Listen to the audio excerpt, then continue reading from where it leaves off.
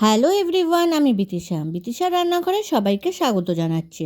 আজ যে recipe share করব সেটি হলো জাপানি পুঁটি মাছ দিয়ে মানকচুর ঝোল। তার জন্যে প্রথমে পুকুর থেকে ধরে আনা জাপানি পুঁটি মাছগুলোকে ভালোভাবে কেটে ধুয়ে পরিষ্কার করে নেব।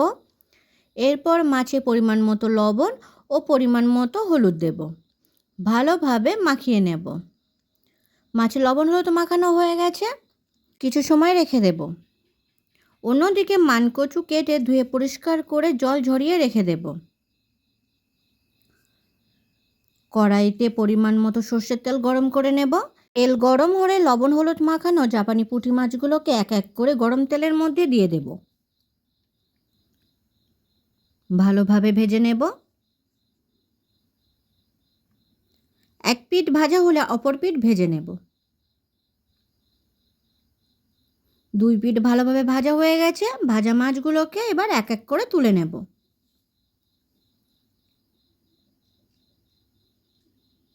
গরম তেলে বাকি মাছগুলোকেও এক এক করে দিয়ে দেব। দুই পিঠ ভালোভাবে ভেজে নেব। ভাজা হয়ে গেলে মাছগুলোকে তুলে নেব।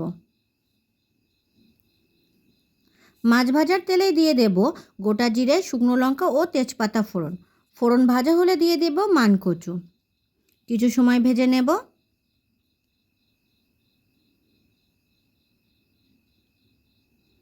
মানকচু একটু ভাজা হলে দেব পরিমাণ মতো লবণ আর দেব পরিমাণ মতো হলুদ গুঁড়ো।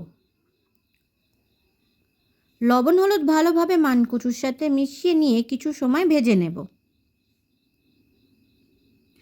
এরপর দেব আদা রসুন বাটা।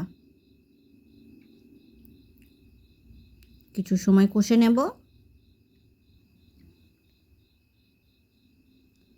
আদা রসুনের কাঁচা গন্ধ চলে গেলে দিয়ে দেব বেশ কয়েকটা চেরা কাঁচা লঙ্কা আর দেব একটা টমেটো কুচি।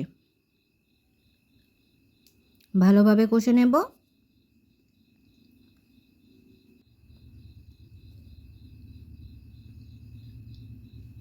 টমেটো অনেকটা গলে গেছে। দিয়ে দেব জিরে গুঁড়ো, মরিচ গুঁড়ো আর দেব শুকনো লঙ্কার গুঁড়ো। গুঁড়ো মশলা ভালোভাবে মানকচুর সাথে মিশিয়ে নেব। কিছু সময় কষে নেব। কষা হয়ে গেলে দিয়ে দেব পরিমাণ মতো জল। একটু নেড়েচেড়ে নিয়ে ফুটতে রেখে দেব। 10-15 মিনিট ভালোভাবে ফুটিয়ে নেব।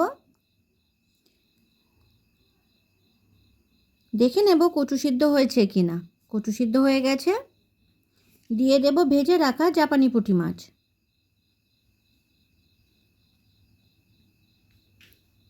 মাছগুলো ঝোলের সাথে মিশিয়ে নেব। ভালোভাবে আরও কিছু সময় ফুটিয়ে নেব।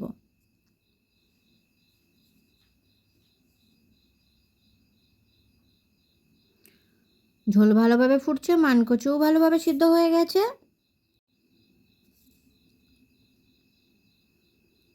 দিয়ে দেব গরম মশলার গুঁড়ো।